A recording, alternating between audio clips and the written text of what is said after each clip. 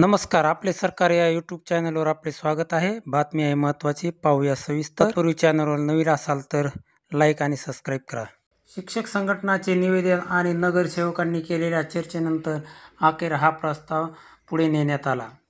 महापालिकेचा प्रस्ताव नुकताच मंजूर करून 58 ऐवजी 60 वर्षे वयोमर्यादा निश्चित केली. गेल्या वर्षभरात मुंबई महानगरपालिकेच्या बालवाडी आणि पूर्व प्राथमिक शाळांमधील सेवानियोजित शिक्षिका आणि मदतनीस यांच्या सेवा समाप्ती वयोमर्यादा वाढवण्याचा मोठ्या हालचाली झाल्या.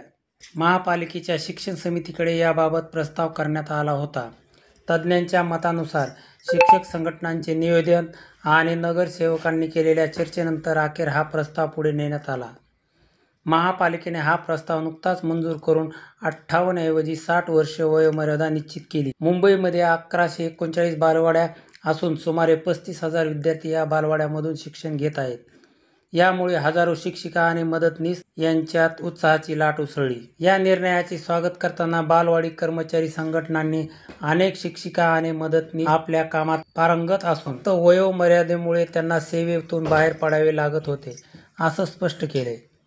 आता त्यांना 2 वर्षाची अतिरिक्त संधी मिळणार आहे. त्यामुळे आर्थिक सुरक्षितता वाढेल आणि कामाचा अनुभव बालवाड्यांना लाभेल असे मत अंगणवाडी कर्मचारी संघटनेच्या कार्याध्यक्षा संगीता कांबळे यांनी व्यक्त केले. या निर्णयाने महिला कर्मचाऱ्यांना मोठा दिलासा मिळाला आहे. ज्येष्ठ कर्मचाऱ्यांच्या अनुभवाचा फायदा मिळवताना नव्या पिढीला संधी मिळावी यासाठी संतुलन साधण्याची गरज व्यक्त केली जात आहे. एकूणच 58 वरून 60 वर्ष वयोमर्यादा वाढवण्याचा निर्णय हा शिक्षक आणि मदतनीस वर्गासाठी दिलासादायक ठरला आहे.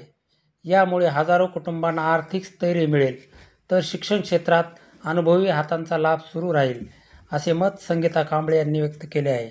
धन्यवाद.